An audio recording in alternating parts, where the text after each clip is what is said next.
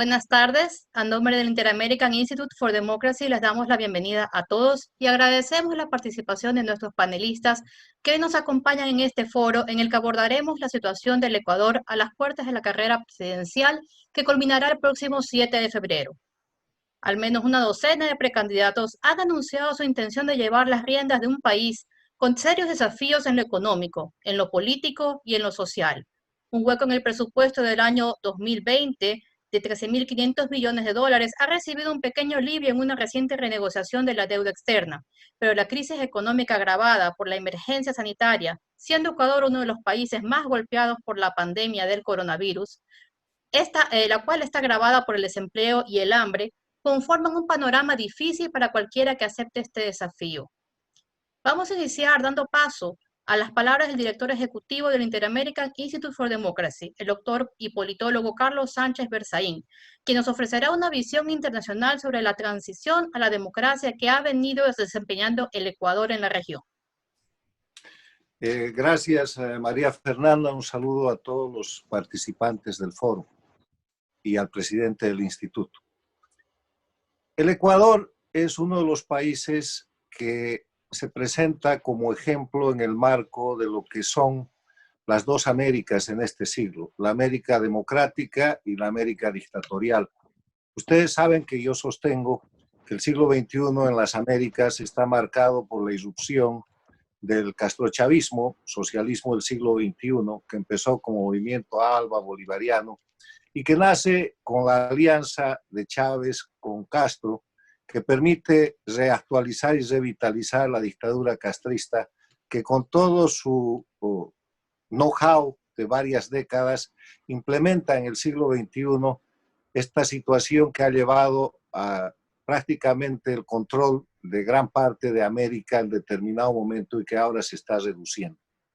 El Ecuador cayó en ese marco, como la mayoría de los países de América Latina, y lo hizo de la mano de Rafael Correa, el economista que gobernó Ecuador 10 años, cambiándole absolutamente todo el sistema institucional y permitiendo que un gran sociólogo, politólogo y político que forma parte de este foro, el presidente Osvaldo Hurtado, pueda poner en su libro Las dictaduras del siglo XXI, el caso ecuatoriano, el concepto de las dictaduras del socialismo del siglo XXI, de regímenes que se forman a partir de gobiernos que llegan al poder por las urnas, pero que después, mediante sucesivos golpes de Estado, trastocan totalmente el sistema hasta establecer verdaderas dictaduras.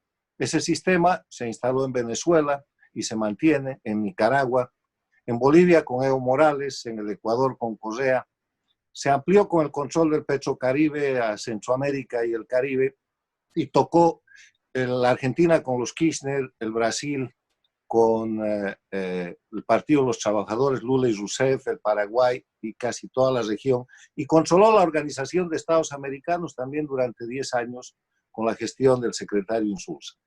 En ese marco, cuando Correa decide llevar un candidato de su manipulación, de su sistema, su delfín, a un proceso electoral, y ese proceso electoral con muchas señales de fraude y de ser una dictadura electoralista, le da el triunfo al actual presidente del Ecuador, Lenín Moreno. Todos veíamos que eso era un gobierno de continuidad dictatorial, o sea, un tercer periodo del castrochavismo, del socialismo del siglo XXI en el Ecuador. Pero, sorpresa, empiezan a producirse hechos políticos que llevan al presidente Lenín Moreno a ubicarse en primer término en una posición de distanciamiento del dueño del poder, Rafael Correa, y después en una situación de confrontación, lo que avisora el inicio de un gobierno de transición en el Ecuador, una transición del sistema de dictadura del socialismo del siglo XXI a un sistema de democracia, cumpliendo con los elementos esenciales de la democracia, que son el respeto a los derechos humanos, el acceso al poder y su ejercicio de acuerdo al Estado de Derecho, cumplimiento de la ley, la división e independencia de poderes, elecciones libres, justas y limpias, basadas en el voto universal y secreto, y la libre organización política.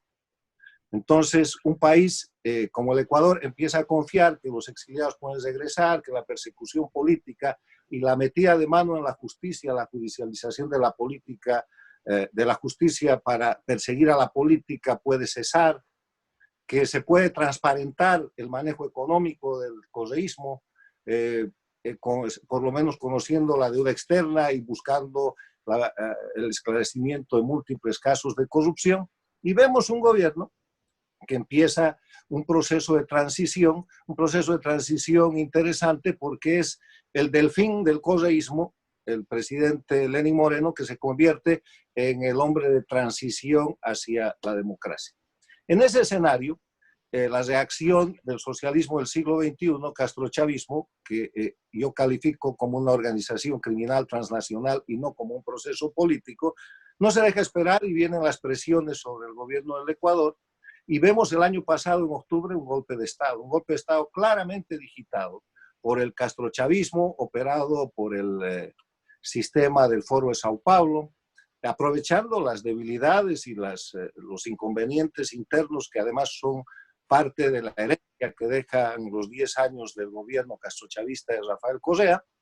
El Ecuador puede superar eso y viene la crisis del coronavirus, la pandemia, esta calamidad universal que somete al Ecuador de nuevo a gravísimas tensiones y que muestran un futuro difícil.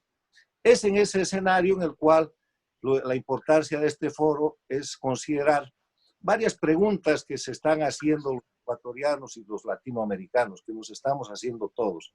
Es primero, ¿cuánto ha avanzado el proceso de transición del presidente Lenín Moreno? Hay avances importantes. Correa está condenado con una pena de 8 años de cárcel, pero ¿eso le impedirá ser candidato o hará él usará la fórmula del kirchnerismo buscándose un candidato a la presidencia para acomodarse Correa como candidato a la vicepresidencia? Lo que es claro es que en el Ecuador ha salido el dictador, pero no ha salido la dictadura porque todo el sistema institucional es el que implantó Correa.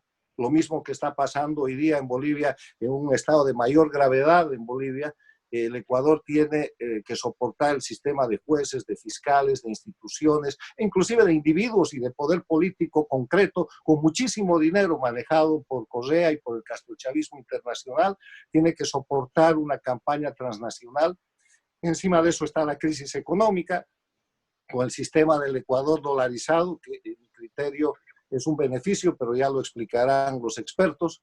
O sea, estamos frente a la situación de que viene una elección después de un gobierno que ha hecho avances importantes en materia de transición, pero que yo no creo que ha logrado completar la transición. Hay avances importantes en contra del narcoestado que construyó Correa, hay avances importantes en el tema de la lucha contra la corrupción, pero falta muchísimo. Hay avances importantes en materia económica, pero hay una agenda por cumplir y viene un proceso electoral en el cual la presencia de las dictaduras del castrochavismo, el socialismo del siglo XXI en el Ecuador es fundamental porque van a actuar, están actuando, tienen poder político, tienen dinero y son una amenaza para esta naciente democracia en el Ecuador. Esos son los temas y los latinoamericanos, los americanos seguimos con mucho interés el tema del Ecuador por este proceso histórico tan importante y porque sobre todo mirando lo que pasa en Bolivia, donde salió el dictador pero no la dictadura, el Ecuador está unos pasos más adelante y puede servir de modelo para Bolivia, para Venezuela, para Nicaragua, para la propia Cuba en los procesos de liberación que ahora se llevan adelante para seguir una recuperación de la libertad y la democracia que todos aspiramos se pueda conseguir a la brevedad posible. Muchas gracias. Agradecemos la intervención del catedrático y exministro de Gobierno de Bolivia, Carlos Sánchez Berzaín, y damos paso a la economista Gabriela Calderón, quien es miembro del Cato Institute Center para la Libertad y Prosperidad Global y editora del site del mismo instituto en español. Columnista de Diario El Universo, Gabriela Calderón expondrá sobre la dolarización en Ecuador en la actualidad. Gracias, María Fernanda. No tengo título de economista, por si acaso, para que no digan que me lo atribuyo. Ya me puse el timer también para no pasarme del tiempo. Muchas gracias a todos también por estar aquí, a todos los que nos acompañan. Yo quisiera tratar un tema desde el ángulo presentado aproximadamente hace una semana en la revista The Economist, que destacó el caso de Ecuador como una economía latinoamericana que está sintiendo el dolor de manera particularmente aguda y culpó de esta dolencia particularmente aguda al hecho de que estamos dolarizados. La gran pregunta es por qué, digamos, leyendo el artículo, la gran pregunta es por qué no sufre de igual forma, digamos, El Salvador o Panamá, o digamos, por qué no le va tan bien a otros países con moneda propia, que es lo que se añora en ese y muchos otros artículos acerca de que analizan la economía ecuatoriana y tratan el tema del dólar. Me parece muy bueno el enfoque de Carlos, que habla que se saca al dictador, pero no la dictadura, porque lo que creo que pasa en Ecuador y ha pasado a lo largo de gran parte de la historia, es que tenemos la costumbre de gastar más de lo que ingresa, y eso es un problema sin importar la moneda que tengamos. Eso es un problema de política fiscal, de cultura política, que va más allá de simplemente cambiar la moneda.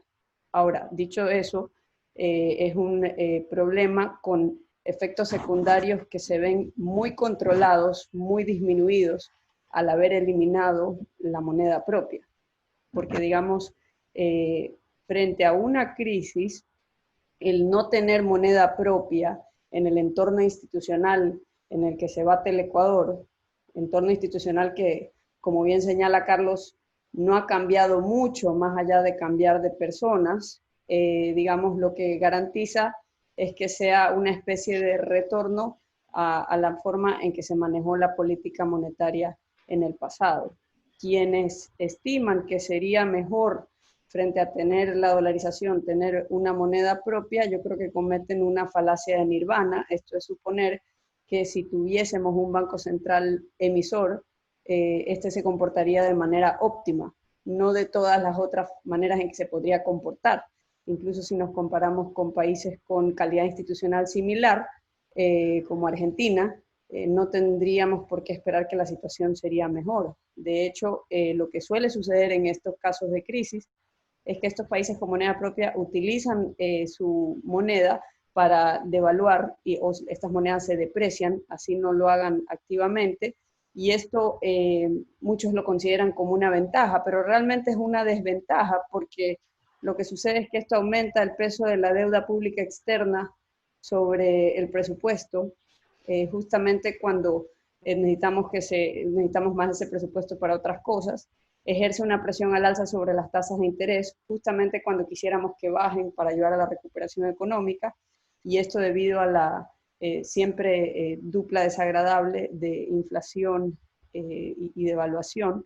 Y además se habla de que se podrían monetizar los déficits como que si fuese una ventaja, pero realmente la monetización de los déficits es el poder que tienen los gobiernos de imponer un impuesto inflacionario, y haber dolarizado es haber eliminado ese poder a nuestra clase política, y eso en lugar de ser una desventaja viene a ser una gran ventaja.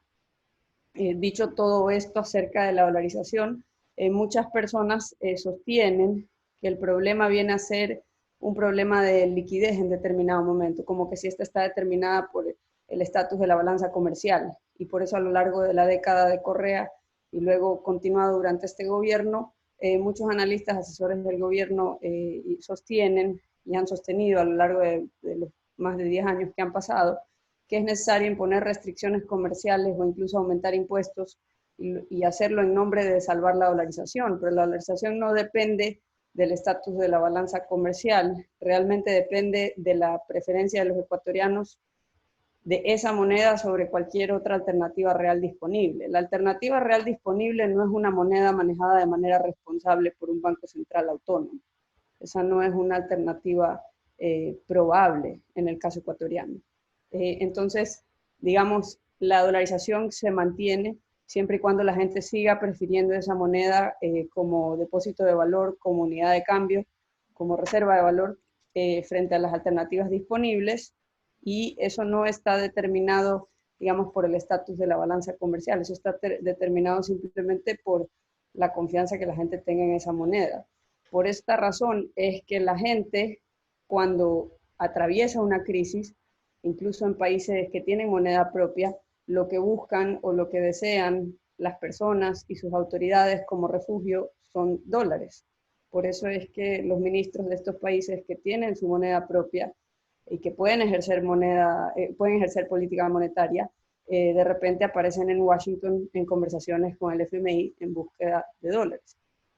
Ahora, dicho todo esto acerca de la dolarización nos protege de cosas como fuga de capitales y corridas bancarias, problemas que son mucho mayores en países en vías de desarrollo con monedas propias, pero no lo resuelve todo. Ecuador es un país que tiene muchos problemas en diversas áreas de políticas públicas sobre los cuales no se han hecho las debidas reformas estructurales, que eran muy necesarias antes de la época de coronavirus y son mucho más necesarias ahora. Algunas de ellas las han mencionado ya varios sectores de la sociedad civil, como por ejemplo la necesidad de implementar una reforma laboral que haga más flexible nuestro mercado laboral, reformar el IES, por ejemplo, para que sean verdaderos propietarios de su ahorro los trabajadores y se rompa el monopolio estatal. El complemento natural de la dolarización es una integración financiera, es decir, nosotros deberíamos ser la competencia de Panamá como centro financiero internacional, y la apertura comercial, y todo esto acompañado de una reducción del tamaño del Estado y de la carga tributaria para devolverlo a los niveles en los que estaba en la época entre 2000 y 2006. Entonces, esa agenda de 5 puntos de reformas ha sido necesaria antes y mucho más ahora que se está imponiendo la disciplina de mercado sobre las finanzas públicas, porque están cerrados prácticamente los mercados de capitales para el Ecuador. Y eso, lejos de ser una desventaja, viene a ser el incentivo para nuestra clase política para que por lo menos una de esas muy necesarias reformas se implementen ahora que necesitamos estimular el crecimiento económico. Muchas gracias. Muchas gracias a Gabriela Calderón por su valiosa exposición sobre la dolarización en Ecuador. Ahora tenemos el agrado de recibir al doctor Pablo Lucio Paredes. El doctor en Economía Pablo Lucio Paredes es director del Instituto de Economía de la Universidad San Francisco de Quito y profesor de San Francisco Business School. Es fundador de la revista Ecos Economía, editorialista de Diario El Universo y autor de varios libros sobre la economía ecuatoriana. El doctor Pablo Lucio Paredes nos dará luces sobre la negociación de la deuda externa del Ecuador. Muy buenas tardes. Muchas gracias al Instituto por esta invitación. Espero ser útil en ayudar a reflexionar sobre la necesidad de la renegociación de la deuda externa del Ecuador y las buenas relaciones crediticias internacionales. Voy a tratar de compartir la pantalla. Bueno, si no funciona, voy hablando nomás, pero espero que me funcione. Esas habilidades no las tengo, pero capaz que sí lo logro. Y parece que sí lo voy a lograr. Sería que sí lo voy a lograr. Sí, lo logré, creo. Sí se ve, ¿no? Bien. Entonces la pregunta es ¿por qué este tema de la renegociación de la deuda y nuevos créditos que necesitamos? Y voy a plantear 3 temas rápidamente. El primero, vean ustedes aquí la magnitud del shock externo de la economía. Simplemente cojamos 2014 y 2020, el total de ingresos en dólares que tuvo la economía ecuatoriana en el 2014 fueron 36.000 millones de dólares. Este año van a ser 34.000. No parece mucha diferencia, pero vean ustedes, el total sin deuda en el año 2014 fue 32 y este año sería 24. Es decir, sin el endeudamiento que necesitamos, incluyendo la renegociación de la deuda, la caída de recursos sería de 32 a 24.000 millones de dólares. Cabe recordar que el PIB en el Ecuador es de más o menos 100.000 millones de dólares, lo cual hace fácil pensar cualquier relación en términos de dólares. Segunda razón, ven ustedes aquí arriba la necesidad de financiamiento de la economía, del gobierno. Antes del coronavirus está aquí en azul, 5.000 millones de dólares anuales. Después del coronavirus, 13, 10, es decir, las necesidades de financiamiento de la economía han aumentado en alrededor de 6, 7, 8.000 millones de dólares anuales. Tercera razón son los pagos de deuda. Tenemos un perfil de deuda muy malo y vemos aquí en los próximos años que tenemos pagos de deuda interna y externa, pero la mayor parte es deuda externa, pagos del orden de 8 o 9 mil millones de dólares anuales, es decir, alrededor de 8 a 9 puntos del PIB entre intereses y capital. Creo que estas tres razones nos llevan a pensar que evidentemente, peor en las circunstancias actuales, no podemos pagar la deuda y tenemos que encontrar salidas a ese tema. ¿En qué consiste la deuda del Ecuador? Bueno, ven ustedes aquí al final del cuadro, la deuda total del gobierno es 58 mil millones de dólares y alrededor de 60% del PIB.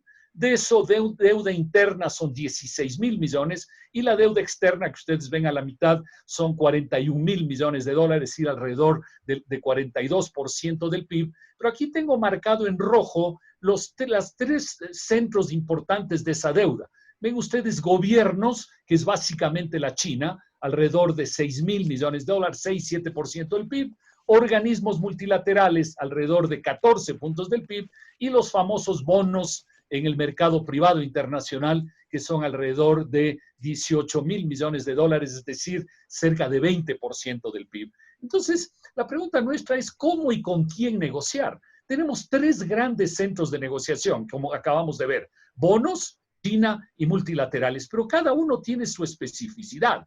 Los bonos tenemos básicamente que renegociar los pagos anteriores, negociación que se acaba de dar, que todavía no culmina porque todavía tenemos que completar, se tiene el acuerdo de aproximadamente el 50% de los bonistas y tenemos que llegar al 66%, en uno de los bonos tenemos que llegar al 75%. Estos días han surgido algunas discusiones de que va a ser muy difícil llegar al 66%, que algunos han mostrado públicamente que no están de acuerdo con esa negociación con la otra mayoría, pero yo creo razonablemente, por muchas razones, que sí vamos a llegar a tener este acuerdo. Ojalá. Lo segundo es la China. Ahí tenemos dos cosas que hacer, que es renegociación de los pagos anteriores más dinero fresco. Y esa es una negociación, obviamente, que más complicada porque tú estás pidiendo dos cosas a la vez.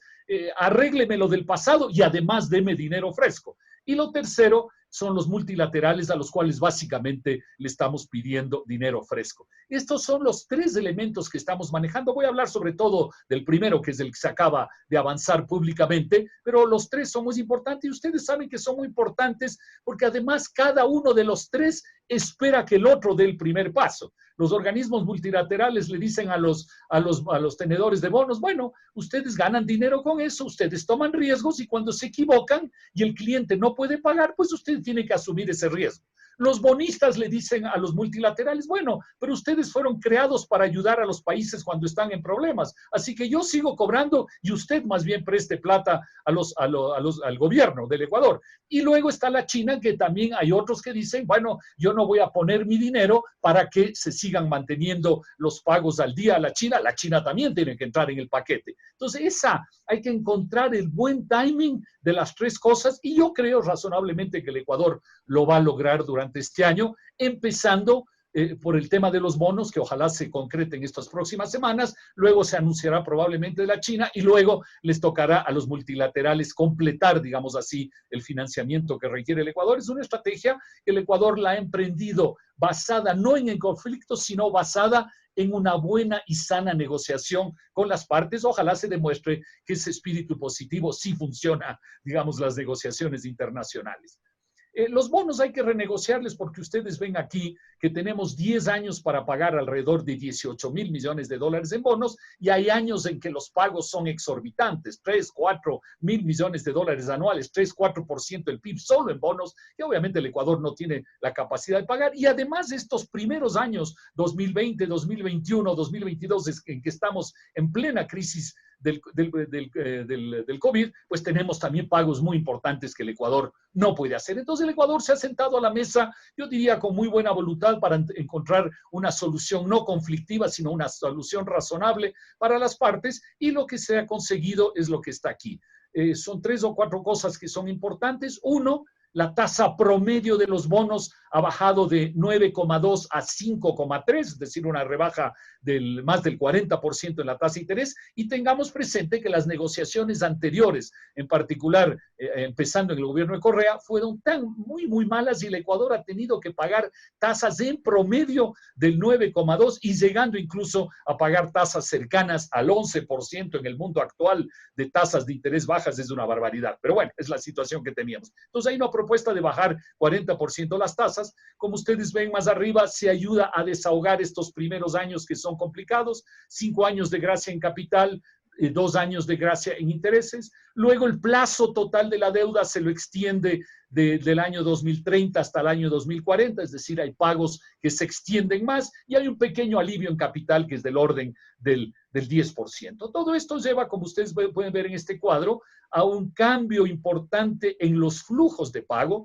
El flujo anterior es el azul, el flujo actual es el verde, y es obvio que logramos lo que necesitamos, que es tener, como ustedes ven, pagos muy pequeños en los próximos 3, 4 años, pagos bastante pequeños en los próximos 10 años y un alargamiento de los pagos hasta el año 2040. Todo esto requiere hacer un pequeño cálculo en lo que llamamos el valor presente, ¿no es cierto? Que no es lo mismo pagar $100 hoy que pagar $100 dentro de 10 años. Y el valor presente está calculado aquí. Ven ustedes que calculado al 10% o al 12%, que suenan valores razonables para calcular el descuento de los pagos de deuda ecuatoriana, pues tenemos una rebaja en alrededor, digamos, del 45% en valor presente, lo cual creo que también está dentro de las aspiraciones razonables que tenía el Ecuador frente a esta negociación. Es decir, es una negociación llevada de manera razonable y que tiene resultados razonables. Como dicen algunos, una buena negociación es una negociación en que ninguna de las dos partes está totalmente satisfecha, pues yo creo que en esta negociación el Ecuador está al menos satisfecho con lo que se ha obtenido. Y por último, simplemente resumir por qué este es un tema tan esencial.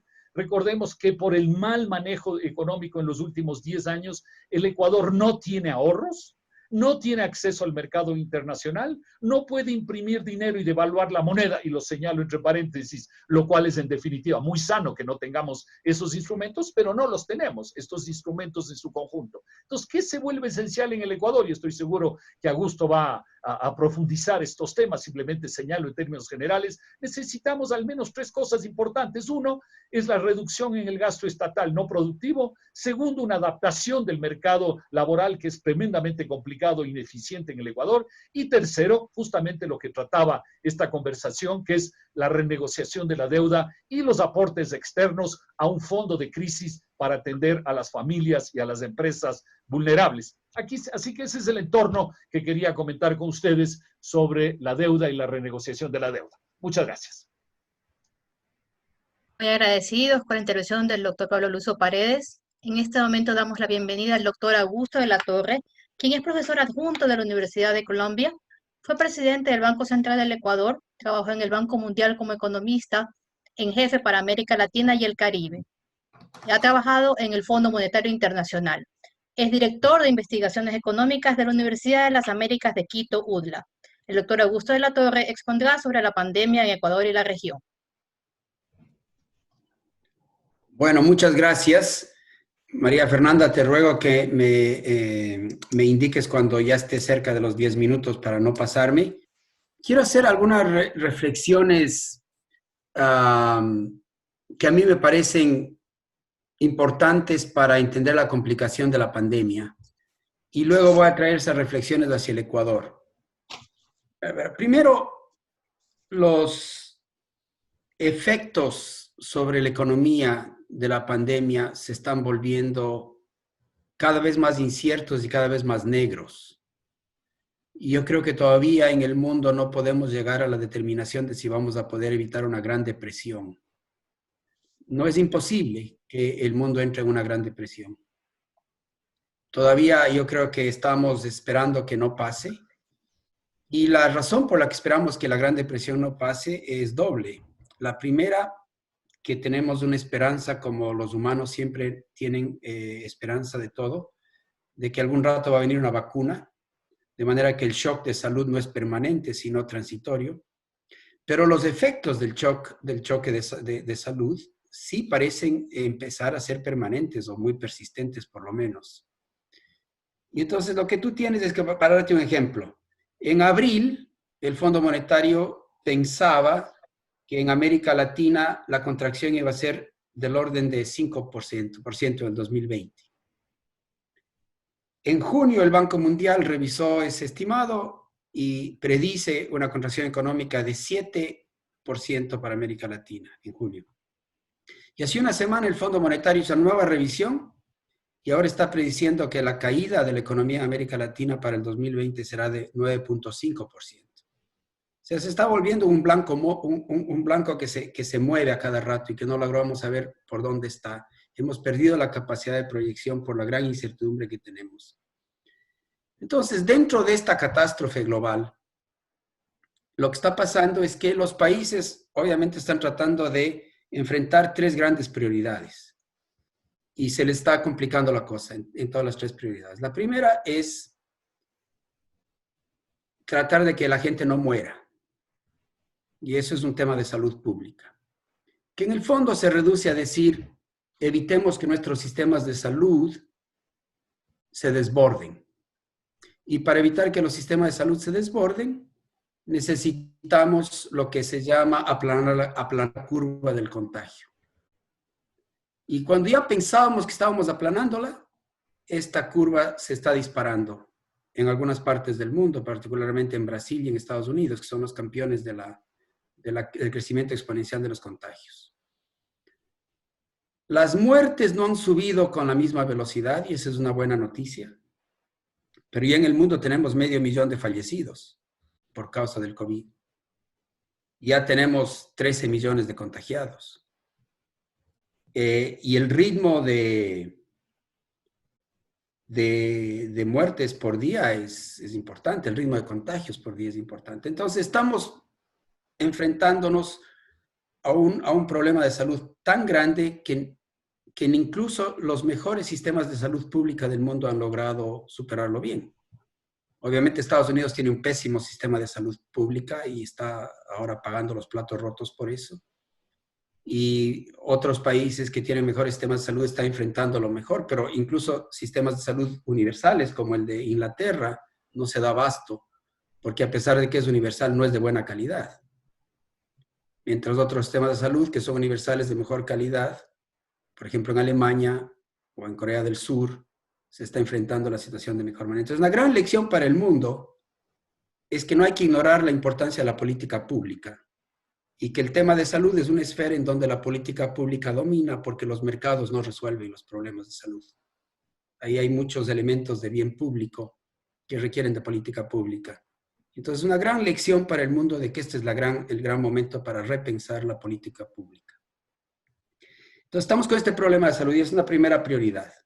La segunda prioridad es que tenemos la necesidad de asegurarnos que la gente coma.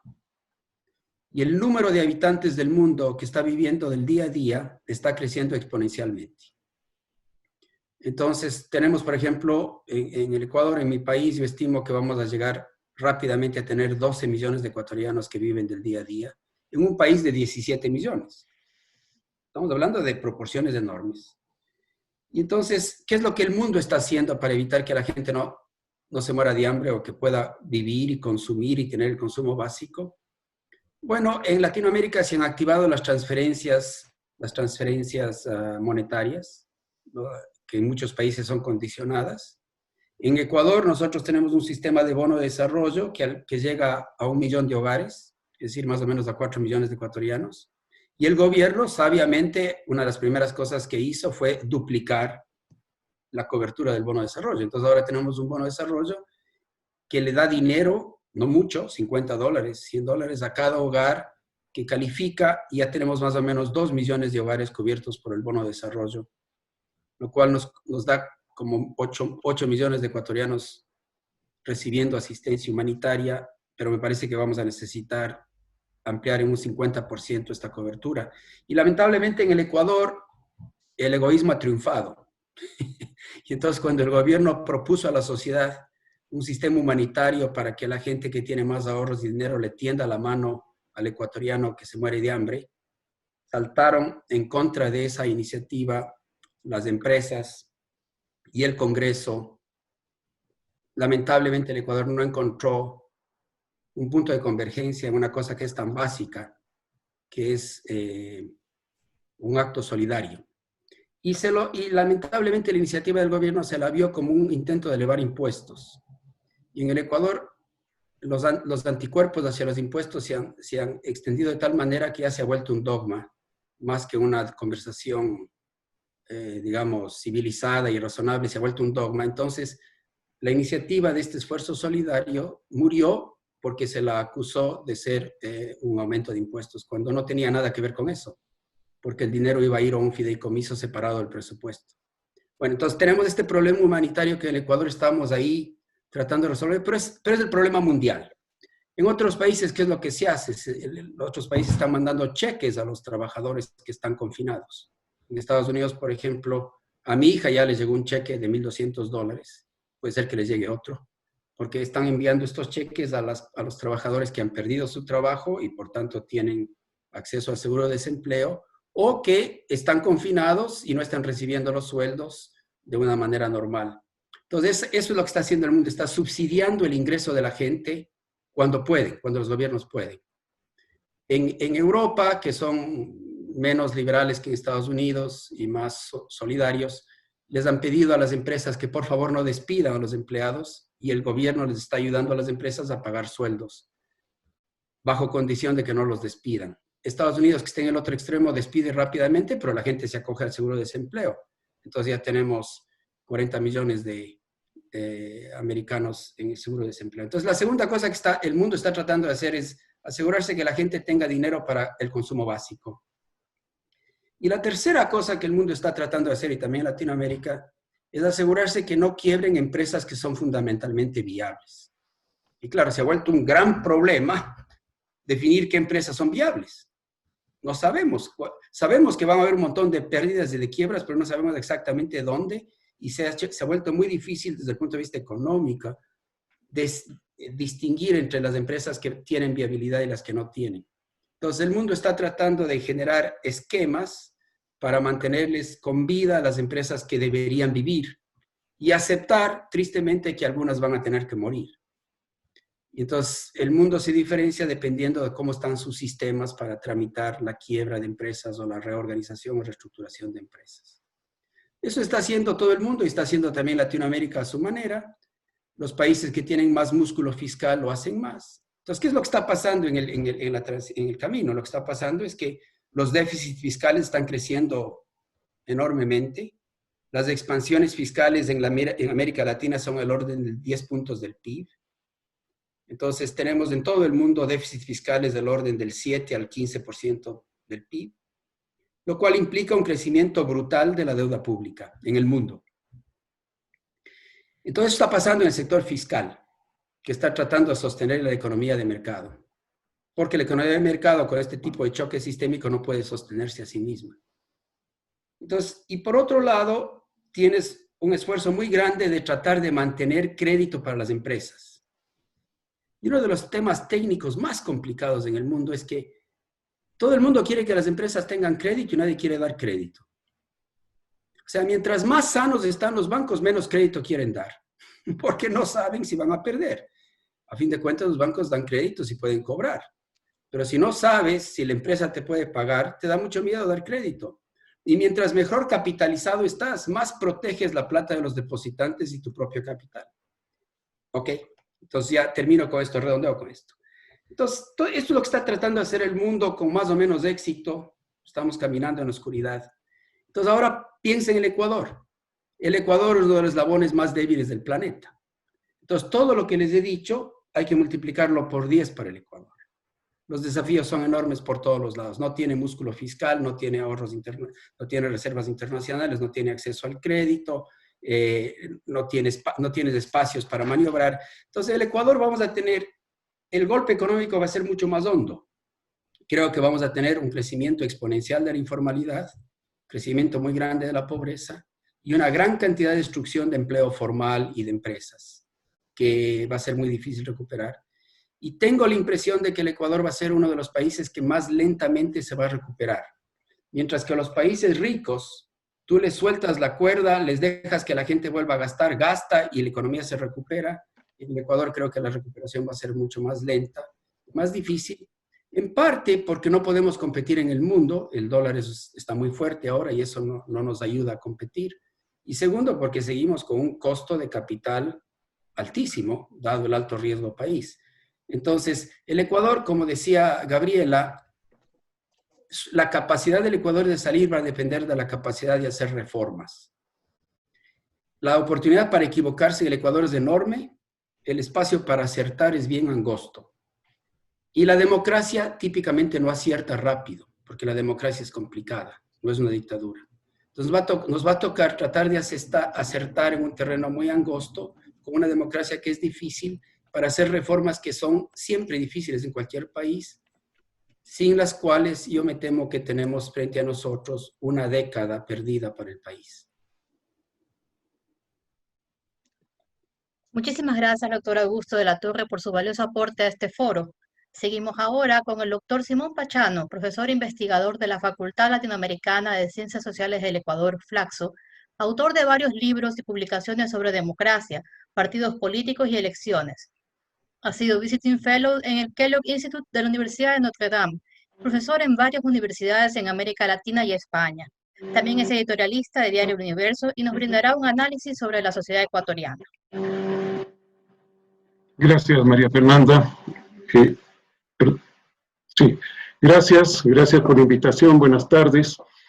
Sí, yo voy a tocar algunos temas de las características de la sociedad ecuatoriana que empatan muy bien con lo con lo último que acaba de señalar Augusto, en términos de qué nos espera frente a una sociedad que va a tener que tomar una serie de decisiones, porque las decisiones no son solamente las que tome el gobierno, sino las que va a tomar la sociedad en tanto una sociedad electora que está convocada para las elecciones presidenciales y legislativas de febrero del próximo año.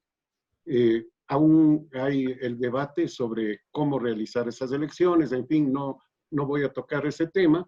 Voy a apoyarme en unos gráficos que nos van a dar una idea de ciertas actitudes de la sociedad y de ahí sacar algunas digamos, consecuencias, si se quiere. Primero, miremos este gráfico de apoyo a o satisfacción con la democracia en América Latina. Ecuador, como ustedes ven, se sitúa en la parte baja, de la mitad hacia abajo, de la tabla de América Latina. Es decir, tenemos una satisfacción relativamente baja con la democracia en el país. Esto para el año 2018-2019. En la satisfacción, cómo ha venido, esta misma satisfacción, cómo ha venido evolucionando en Ecuador, ustedes ven que tenemos un incremento a partir del año 2008, cae a partir del año 2014, que es el último año de alza, digamos, y vamos al nivel que encontramos que nos ponen más abajo de la mitad de la tabla de América Latina. Esto podemos sacar una conclusión bastante fácil, que en los años de bonanza económica hay una mayor satisfacción con la democracia. Lo que nos está diciendo que fundamentalmente el ciudadano ecuatoriano, como el de muchos otros países de América Latina, valora la democracia en tanto ésta tenga rendimientos económicos buenos, digamos. Y tiene poca satisfacción con ella cuando los rendimientos económicos son bajos o son mediocres. Lo que es muy preocupante frente a la situación que acabamos de escuchar por parte de Augusto, de Gabriela y de Pablo Lucio Paredes.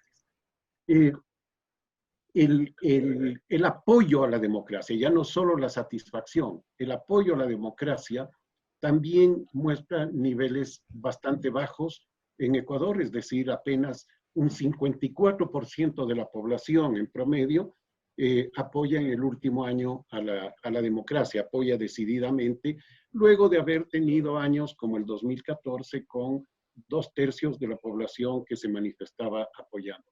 Y esto lleva a una situación, yo diría, bastante preocupante, que es la que se ve en estos dos gráficos, que son si se justifica o no un golpe de Estado en el gráfico de la izquierda cuando hay mucha delincuencia y en el gráfico de la derecha cuando hay mucha corrupción.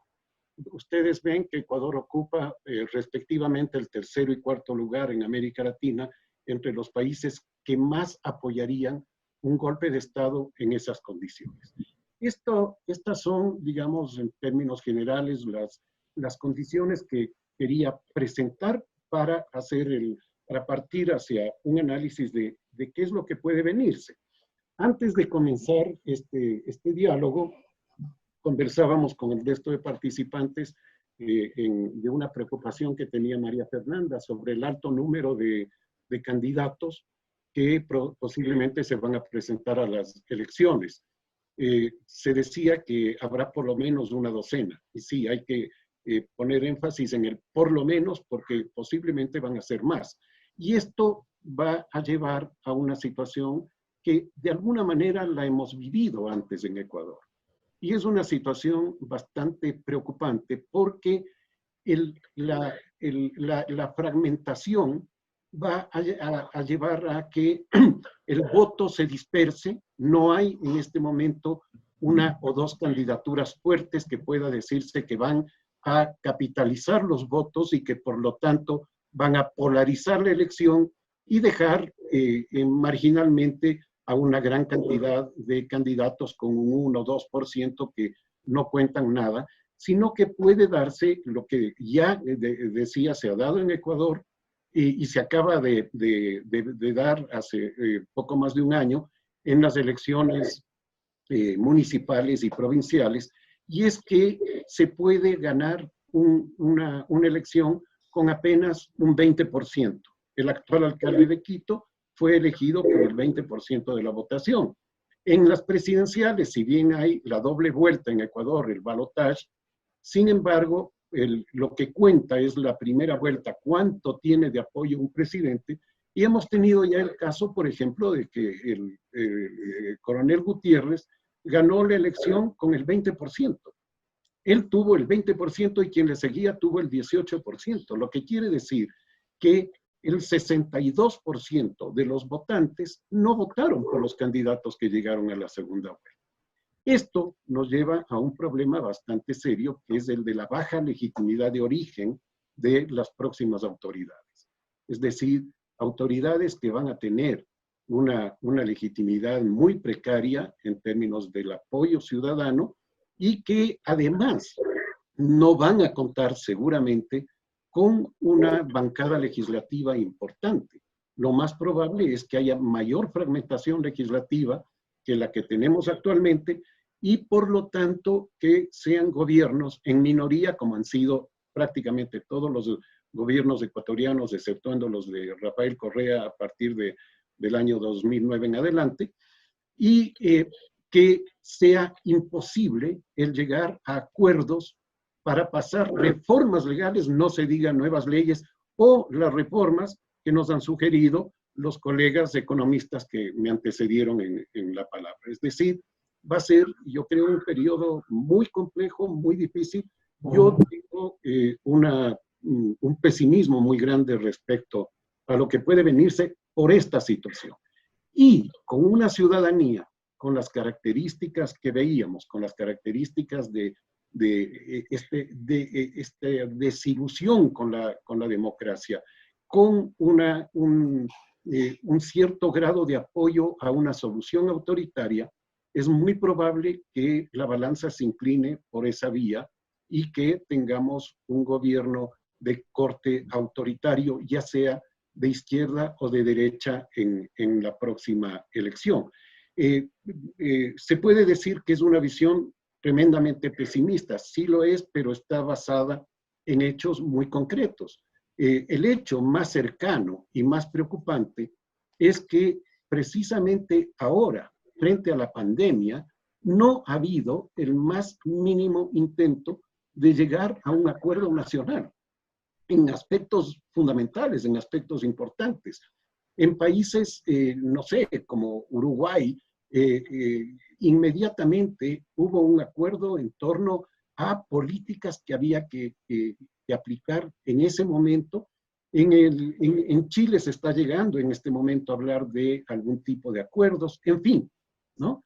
Pero vemos que ni siquiera en la pandemia hubo un acuerdo de plazo inmediato, no se diga en acuerdos de más largo plazo, que son los que necesitaría el Ecuador para resolver la crisis.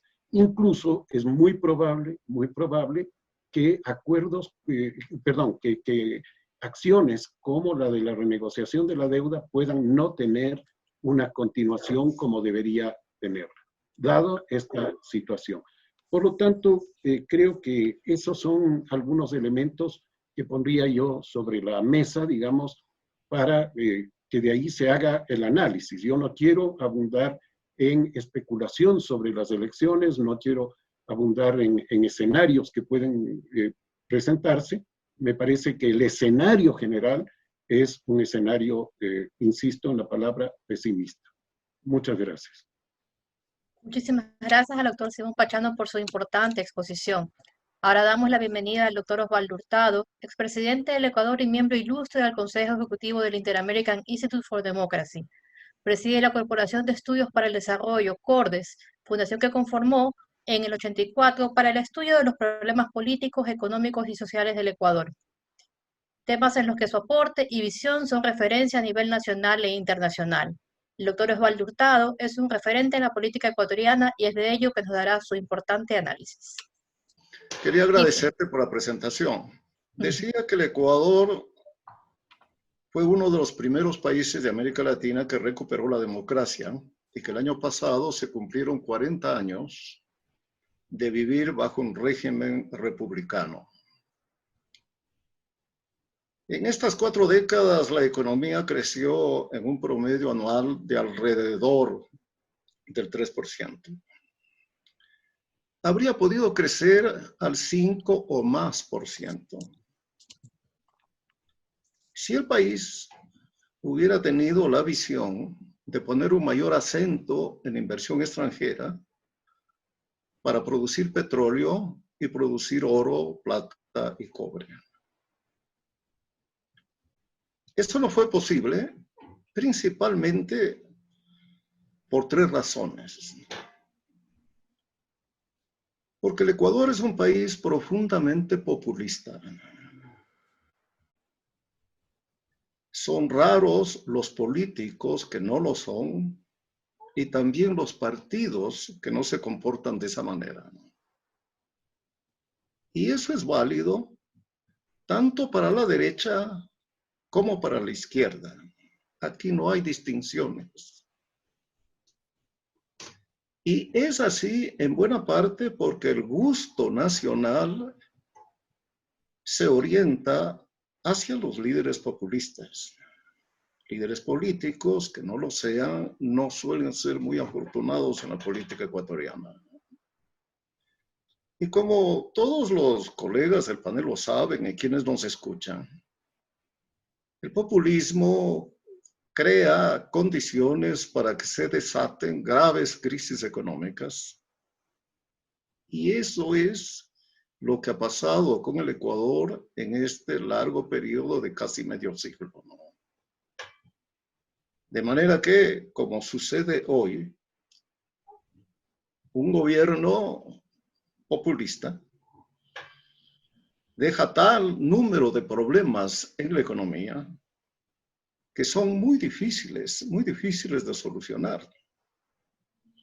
Y el Ecuador se encuentra frente al problema de la pandemia, sin fondos de ahorro que se gastaron por consideraciones populistas, con un Estado gigantesco que es imposible de financiar y con una enorme deuda pública que afortunadamente acaba de renegociarse, al menos en principio. El segundo problema que afecta a la democracia, al crecimiento económico y al país es el izquierdismo. Hace ya, habrán sido 15, 20 años, se me ocurrió una frase que hoy quisiera repetir, que en el Ecuador hasta la derecha es izquierdista. Y no es una exageración. En estos días, un partido ubicado en esa tendencia política ha adoptado posiciones y está planteando una consulta con algunos elementos de ese tipo de políticas. Y bueno, lo ha demostrado el mundo, América Latina, hoy Venezuela, antes Cuba, la Unión Soviética, la China a su tiempo, que las políticas económicas socialistas paralizan el crecimiento económico. Como consecuencia, reducen las oportunidades de empleo y el resultado final es un aumento de la pobreza y un deterioro de los niveles de vida de la clase media. Este es otra característica de la política ecuatoriana que limita las posibilidades de desarrollo del país y de mejoramiento de las condiciones de vida. Y a esta se ha sumado una tercera, algo mencionó Simón, que es la inestabilidad sistémica de la política ecuatoriana, en que nada es predecible. Todo es posible. No hay la seguridad de que un gobierno irá en determinada dirección. Hay gobiernos que han comenzado siendo liberales y han terminado siendo populistas y socialistas. Y hay gobiernos que comenzaron siendo socialistas, como es el de hoy, y terminan pues introduciendo algunos elementos de una sana política económica y de una conveniente política de mercado. A esto viene aparejado la incapacidad de un país tan fragmentado como es el Ecuador, en varios órdenes, pero sin duda en mayor medida en el político, para llegar a acuerdos y llegar a consensos indispensables en un país en que, excepto el gobierno de Correa en estos 40 años, nunca ha tenido un régimen con una mayoría en el Congreso Nacional. Tiene que hacer alianzas, acuerdos. Y sí, el Congreso está plagado de políticos y partidos populistas e izquierdistas, de derecha y de izquierda. Les va a parecer absurdo, pero es la realidad, ¿no? Bueno, es muy difícil poner de acuerdo al Congreso Nacional para que se expidan leyes que son necesarias para el desarrollo del país y hoy para enfrentar esta pavorosa crisis económica y sanitaria que vive el país. Muchos creían que eso iba a cambiar. No, no ha cambiado. No ha cambiado. Con esta perspectiva de 4 décadas, ¿cómo mirar el futuro? A los problemas señalados se ha sumado uno que se está volviendo estructural, como los otros, y que es extremadamente preocupante. El descrédito de la política, de los políticos y de los partidos. Para muchos, el país funcionaría mejor y los problemas individuales y colectivos se solucionarían si no hubiera políticos, tampoco partidos y tampoco un debate político. Bueno, a todos ustedes eso les parecerá un absurdo. En el Ecuador no. Muchísimos ecuatorianos piensan eso. Piensan eso. Si alguien en el Ecuador quiere ganar una elección, lo primero que dice es que no es político. Aunque haya sido vicepresidente de la República, o ministro de Estado, o concejal, o alcalde, o prefecto. Y dice además que él no tiene un partido político. Se enorgullece. Bueno, ¿qué sería de Estados Unidos sin el Partido Republicano y el Partido Demócrata? ¿Y qué habrá sido de Alemania sin el Partido Socialdemócrata y el Partido Demócrata Cristiano? Y habría sido posible el milagro español sin el PSOE, ¿no? Sin el Centro Democrático antes y sin el Partido Popular ahora, para mencionar solo 3 casos, a los que podría añadir el caso de Chile. Bueno, de tal manera que hacia el futuro, y aquí vuelvo a lo que dijo Simón, es previsible, a pesar de existir un sistema de asignación de escaños en las elecciones pluripersonales que beneficia enormemente al triunfador, es posible que ese triunfador tenga el 20-30% en la primera vuelta, ¿no? Y el otro tenga igual, ¿no? Y luego algo consigan los otros partidos. Y vas a ver un Congreso fragmentado que difícilmente podrá hacer todo lo que quisiera hacer el presidente de la República, en el supuesto no consentido de que el Ecuador elija un presidente que pueda enfrentar estos gravísimos problemas que en este momento tienen. Y el otro problema que tenemos entre manos es el de la corrupción. En la historia del Ecuador no ha existido un régimen en el que el presidente de la República, 2 vicepresidentes, una docena de ministros de Estado, varios gerentes de entes estatales, empresas, hayan sido enjuiciados penalmente por corrupción y condenados. Y no son todos. Podría sumarse muchos más. Uno de los problemas que tiene el país este momento es que la Fiscalía no se da abasto para tantos juicios de corrupción que tiene que seguir y que tiene que terminar. Y bueno, esto ha producido un enorme desaliento en el país, una enorme frustración. Y naturalmente los políticos, ¿no? Si ya tenían mala fama antes, hoy la tienen peor. Y en este tema de la corrupción, pocos dicen que pues, los empresarios han sido tan corruptos o más que los políticos. Y que muchos, que eran periodistas, que eran intelectuales, que eran tecnócratas, que eran empresarios, eran igualmente corruptos. Bueno, pero lo que importa es el efecto político de esto.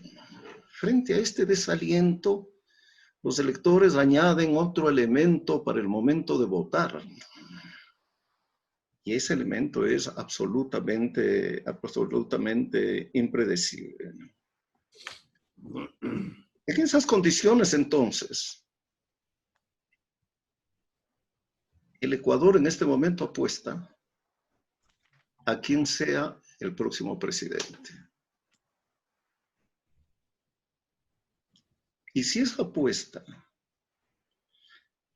resulta equivocada, yo no veo cómo va a resolverse el problema del estancamiento, más que del estancamiento, de la caída de la actividad económica, el problema de la pandemia, que aún en el caso de que comience a usarse la vacuna, pues demorará en resolverse. Y el tema de esta profunda crisis económica, no conocida en la historia del Ecuador, que hay que administrar para poder salir adelante. Me parece que a gusto decir que Ecuador es el país que más va a demorar en conseguir este resultado. Bueno, lo que yo he dicho, pues entonces tampoco es optimista, ¿no? Tampoco es optimista, ¿no? Pero me parece que estos son elementos, termino enseguida, que estos son elementos a tener en cuenta, ¿no? A tener en cuenta por quienes orientan la opinión pública y por los ciudadanos. Muchas gracias. Muchísimas gracias al doctor Osvaldo Hurtado por la claridad en su análisis. Ahora vamos con Tomás Regalado, presidente del Inter-American Institute for Democracy, fue alcalde de Miami por 18 años y es un referente en el periodismo en los Estados Unidos. Es él quien va a realizar la conclusión de este interesante foro Quo Vadis Ecuador. Bueno, muy buenas tardes a todos. Muchas gracias, María Fernanda. Querido presidente, muchas gracias por esa claridad que nos ha permitido tener sobre el futuro inmediato de Ecuador. Y yo pienso que el Instituto Interamericano está haciendo una labor más que social, está haciendo una labor importante para difundir los pensamientos de mentes tan claras como la que hemos tenido en la tarde-noche de hoy, para que nuestros seguidores a través de las plataformas sociales, que gracias a la pandemia global, pues las personas se van acostumbrando a estas cosas a larga distancia y también a poner atención a lo que estamos viendo por Zoom o por Skype, pues nos ayuden a entender muchas cosas. Y yo creo que para los estadounidenses, esta lección que nos han dado sobre la realidad ecuatoriana es bien importante, porque aquí hay factores que han secuestrado el Partido Demócrata, al igual que el Partido Republicano. Y como decía el presidente Hurtado, hay una campaña que es real y que lamentablemente es organizada para socavar los valores de las instituciones, reescribir la historia, la llamada contracultura que tenemos en este momento. Y por eso es importante que el instituto haga estos foros y siga haciendo estos foros. Siempre hay alguien que va a ver, siempre hay alguien que va a escuchar. Y yo creo que nuestra misión aquí en la sede del instituto, y me refiero a María Fernanda, al director Carlos Sánchez Berzaín, es reproducir, ser un espejo de estas ponencias para que las personas conozcan la realidad de nuestros países vecinos.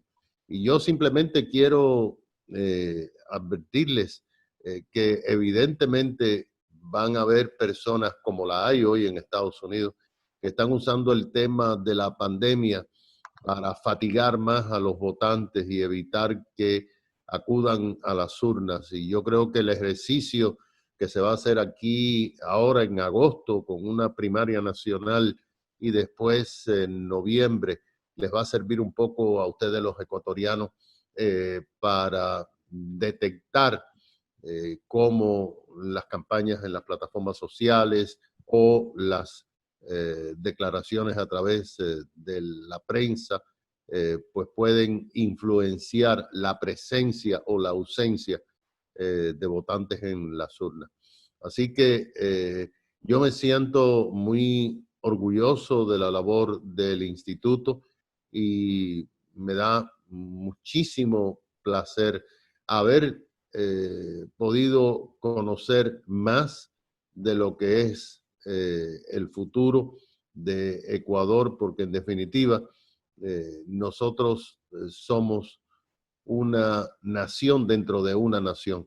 Somos unos miembros de una comunidad hispanoamericana que todos tenemos una patria distante, aunque esta es nuestro nuevo hogar y hasta nuestra patria y nuestra nueva bandera, que debemos estar preocupados por ellos. Así que nos comprometemos con ustedes para darle seguimiento a este tema de la situación en Ecuador. Muy buenas tardes.